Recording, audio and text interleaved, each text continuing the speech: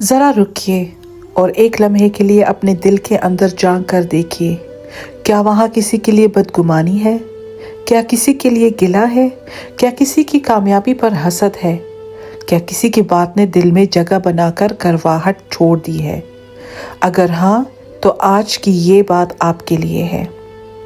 آج میں آپ سے ایک ایسے بات کرنا چاہتی ہوں جو شاید ہم سب سنتے تو ہیں مگر سنجیدگی سے سوچتے کم ہیں۔ ہم سب زندگی میں سکون چاہتے ہیں، ہم چاہتے ہیں کہ ہمارے معاملات ٹھیک ہو جائے، ہمارے رشتے سنور جائیں، ہمارے اندر صبر آ جائے، لیکن ہم ایک بنیادی چیز بھول جاتے ہیں، دل کی صفائی۔ ہم اپنے گھر کو صاف رکھتے ہیں، روزانہ جھاڑو پونچھا ترتیب، کیونکہ ہمیں معلوم ہے کہ گندا گھر ذہنی سکون چھین لیتا ہے۔ لیکن کیا ہم اپنے دل کی صفائی بھی اس طرح کرتے ہیں؟ دل ہمارا اصل گھر ہے، اس میں ہم لوگوں کو بساتے ہیں، اس میں یادیں رکھتے ہیں، اس میں شکایتیں جمع کرتے ہیں، اور سب سے بڑھ کر اس میں اللہ کا ذکر ہوتا ہے۔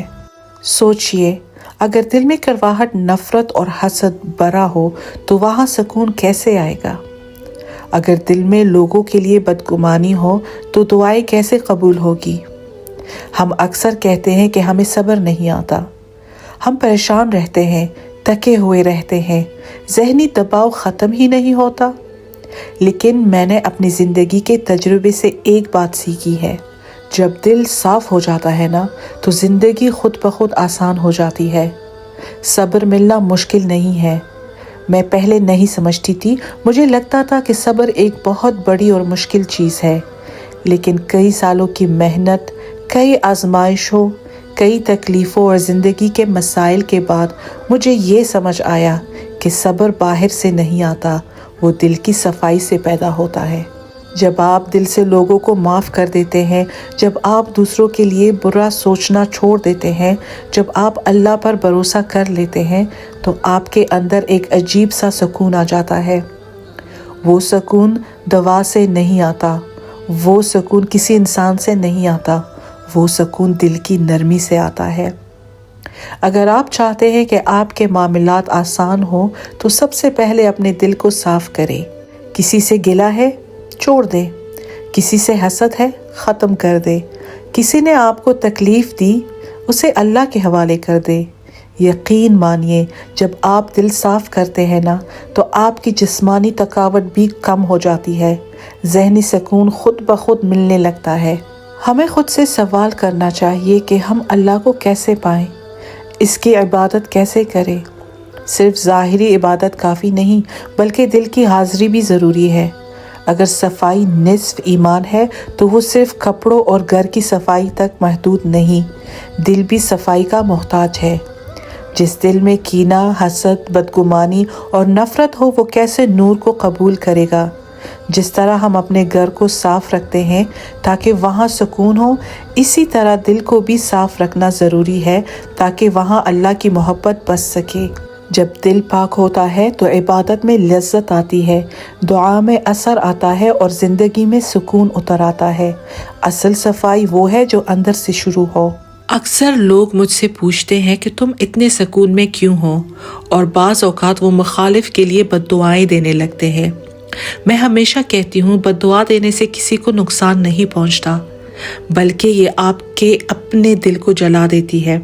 ہمیں نہیں معلوم کہ اگلا شخص اللہ کے نزدیک کس قدر ہے، یا ہم میں سے کون زیادہ مقرب ہے، غلطی کس کی تھی اور کون گنہگار ہے، یہ صرف اللہ جانتا ہے۔ اس لیے اپنے آپ کو اس آگ میں نہ جلائے، کیونکہ یہ آپ کی زندگی کو راکھ کر دے گی اور آپ کو حقیقی طور پر جینے نہیں دے گی۔